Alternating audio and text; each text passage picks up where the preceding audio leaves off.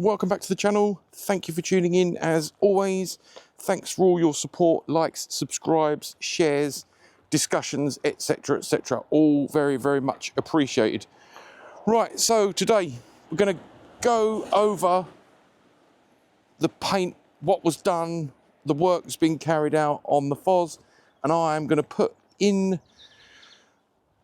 the edit pictures that I was sent regularly from the body shop to show the areas that were fixed, upgraded, modded, improved, etc, etc. Anyway, so Foz went in for the rear quarters to be cut out.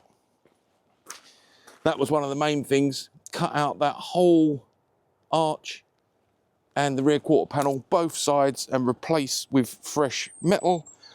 That was both sides, and there was a repair on the spoiler where that cap was missing, and a spurious other body shop had lost the captive nut stroke bolt and just replaced it with a bit of what looked like kitchen glue. I was fuming about that, but we won't go on about that too much. New mudguards, obviously, because my old ones have been on there for nearly 6 years. So it was one of those things where, you know, just to get the job done right, nice, neat, finished and complete, it would make sense to have them as well. And right, just looking at my notes on my phone as well, sorry to be rude. And right, so we'll have a little chat about why it was so long. Very quickly as well, just to note, everything was painted. Roof, bonnet, scoop, skirts, rear quarters, front wings, front bumper, rear bumper, aero spats, everything except the doors. Because believe it or not, the doors were in really good shape anyway. However, when I picked it up, I was like, oh, you can see imperfections. And the body shop said, I knew you'd say that. Which is standard me, really. Anyway, that aside, possibly when it goes back for its mop and polish, which is due, sorry, gimbal, come on, I'm going to adjust that.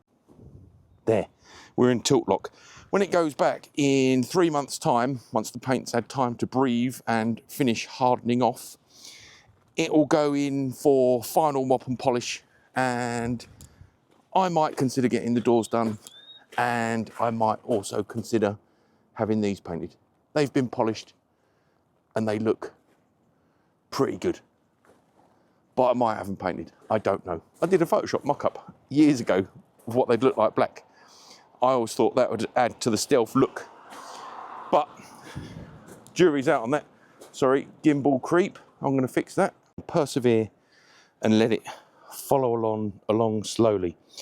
Anyway, so we had, as I say, non-genuine rear quarter repair panels, and I'm just looking through to see if I can see some of the specs.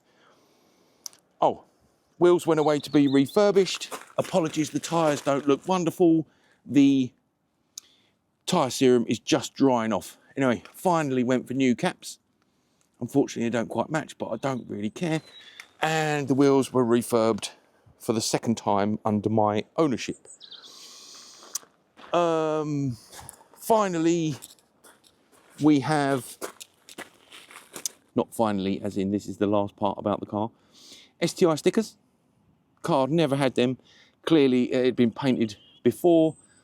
I got an HD tuning lower front splitter, which is very nice, and I'm really pleased with. That sets the car off nicely.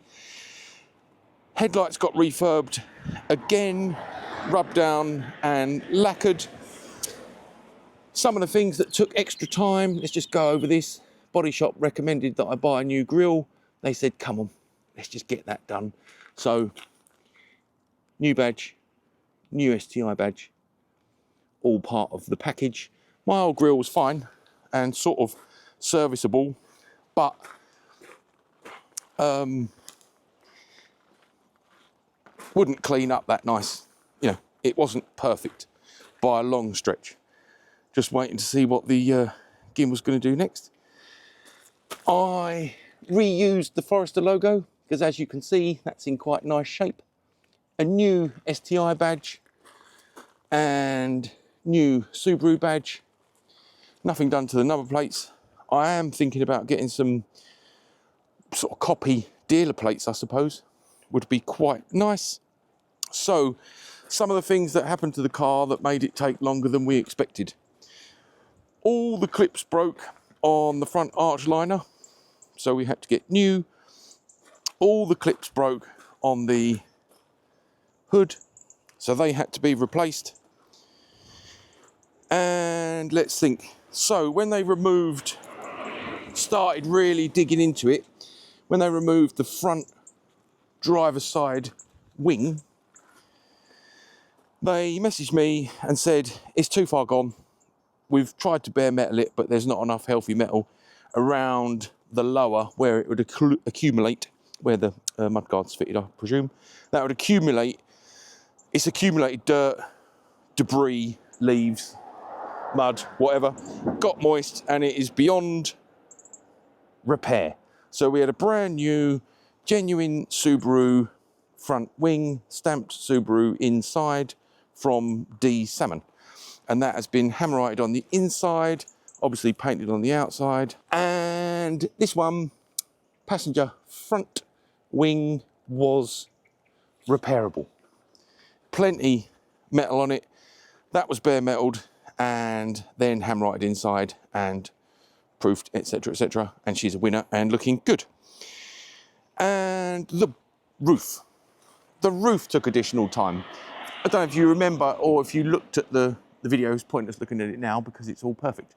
But anyway, I'd made a video just before I dropped it in to show, for my records and for the channel, the state it was in. And it had like 3 or 4 good size rust blemishes. And the body shop told me they could get it without having to remove the roof lining, etc., etc.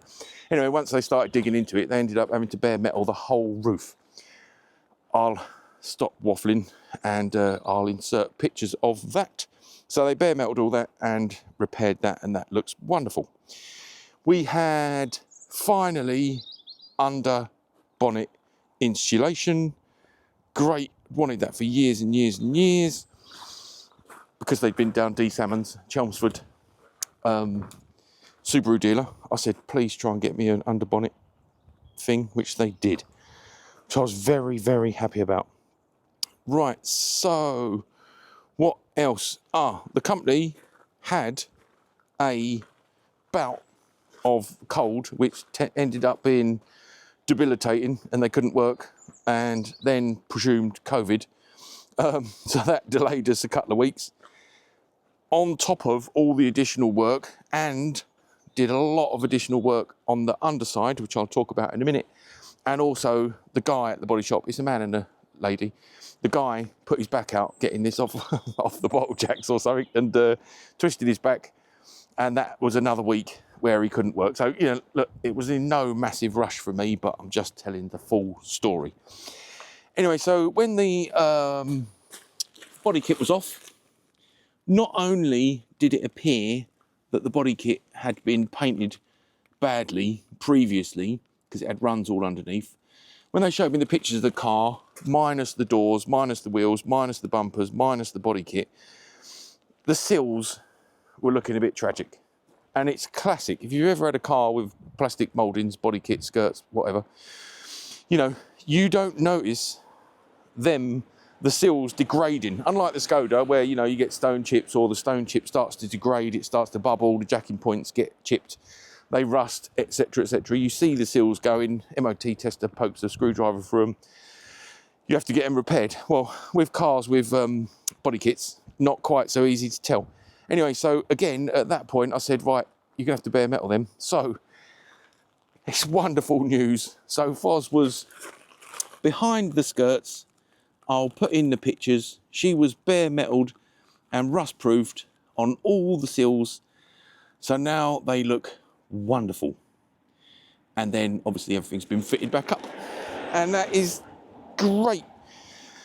So just buzzing through my notes to see if there's anything else I need to mention. As I say, I will put in the stills where applicable. So overall, you know, it was a couple of weeks.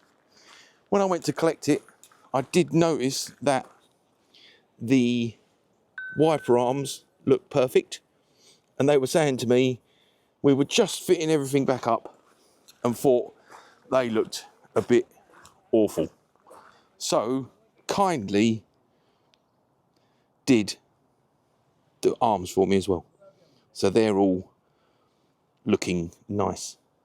I mean, I probably would have replaced them, but nonetheless, they look nice, and I'm very pleased for the additional effort. And that's something worth noting about the body shop that I used. Sorry, I'm having a little bit, there we are, having a lovely wrestle. The body shop I used just were really nice, worked so hard, went the extra mile. I did negotiate paying significantly more because I said to him, look, you know, we'll be, for total transparency, there's loads of things that have gone wrong or that a bit needed additional work, wings, seals, fitting aerospats, etc., things that were beyond the initial quote. So we agreed a little bit more money, which I thought was, rather than leaving it to the end and then fighting, I thought it'd be good to discuss it. Anyway, some of the standout points for me, genuine Subaru Sti aerospats on the rear. That's the rear shot of those, and that's how they sit on the side. We'll just get a lower deck crouching shot of that, because I think I'd always wanted them ever since I've had it, and I've always seen others with them and thought that's what I need to really set the car off. So I'm just getting the angle just where I want it. So yeah, I really like them. It really sets the car off really nice. So they weren't cheap, but okay, probably $250 plus post plus import duties. But yeah, really pleased with them, chuffed. Set the car off a treat. And the stickers really set the front off, in my opinion, as does the new grille and new STI logo, new badge. Lovely, lovely. So anything else above and beyond? Wing mirrors, they're all disassembled, painted, happy days. Really pleased with the fit and finish. I mean, I've had cars painted a few times in my car ownership lifetime, and generally, you know, there's always something. You know, there's so many small components to go wrong. Anyway, so yeah, happy with everything. I had planned to get in this morning and do a G-Technic wheel protector and then retire to totally clean the rubber, because it's been up and down their yard, in and out the workshop, etc. And obviously got a bit dirty, but nonetheless, I've been round them earlier with well, I say earlier, I mean 30 minutes ago. I've been round them with the standard tyre serum, and I'll be doing that with on the Fabia in a moment. But yeah, as I was saying, all the fit and finish really good. No damaged rubbers, no seat damage, no crap inside, just all good. Everything fits nice, everything looks nice. There's maybe one teeny tiny little set of marks that I saw that I'd like polished when it goes back.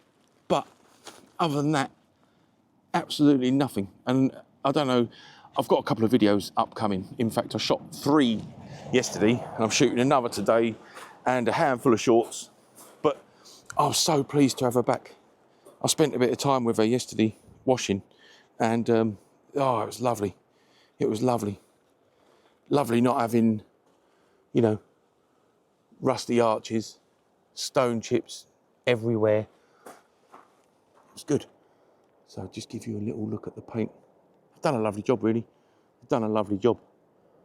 I mean, even when I had just the boot painted, there was imperfections, and that was just one body shop doing the boot. So, yeah, these people really went the extra mile. Lovely fresh metal inside the arches, so I'll be keeping them well and truly cleansed, and it'll be getting Lano Guard and Atom Mac regularly, probably more regularly than before. That's another thing to note, actually. They mentioned the black sticky stuff that they were all getting covered in, and said it was a little bit annoying and hard to get off. But they did also say that the car, for its age, obviously they see a lot of cars this age because they're a body shop, and they take care of the top. But they said, for a car of this age, the underneath is remarkably good, which is pleasing, isn't it? I know there's the naysayers. There's the Lano Guard naysayers.